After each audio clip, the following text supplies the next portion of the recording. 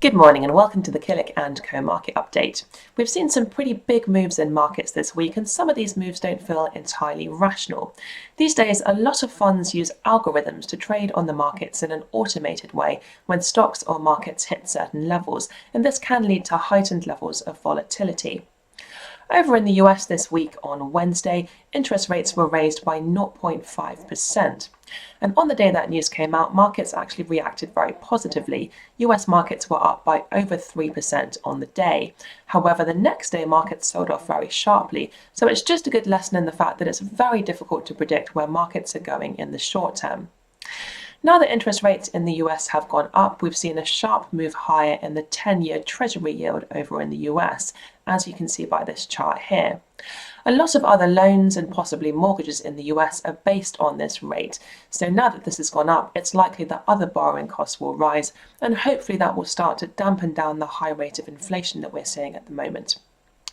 We've also had a rise in the UK interest rate this week, up to 1%.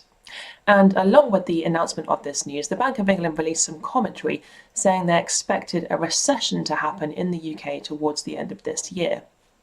And this is worth touching on because recession is really quite a dramatic and concerning word.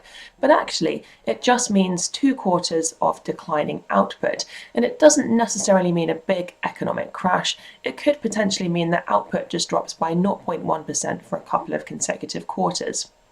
Here's a chart that the Bank of England published along with their update. Now, the solid line shows historic and actual growth that we've had in the UK. So you can see that big drop that we had during the first lockdown, followed by the bounce in growth as we came out of it. Now, the dotted line shows the forecast of the Bank of England, and you could see that we're expecting the UK to grow at a fairly flat rate over the next couple of years.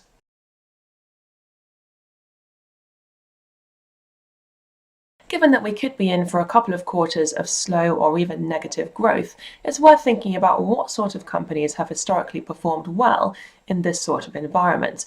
And one example is discounted or off-price retailers who take on excess or unwanted stock from other retailers and sell it on to consumers at a discounted price. One example being TJX, which is known as TK Maxx here in the UK.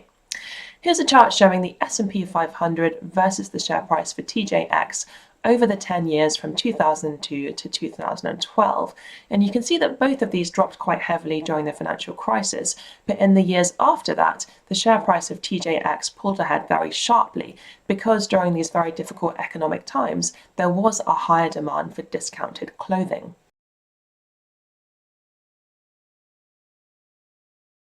And finally this week, the EU has proposed a ban on Russian oil imports, which would lead to higher costs for the EU because they would have to source this energy from elsewhere. The EU, particularly Germany, is very dependent on Russian oil and gas, and this has led to an underperformance of the German stock market in comparison to other global markets.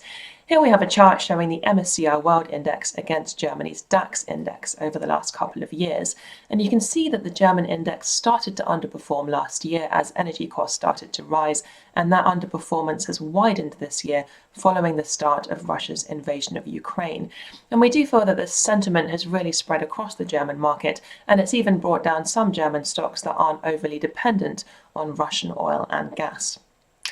Moving on to have a look at next week, it's looking a little bit quieter on the calendar as we move towards the end of results season, but we are expecting results out from Disney, from Infineon, and from Electronic Arts. That's it from us. Have a great weekend, and we'll see you next Friday.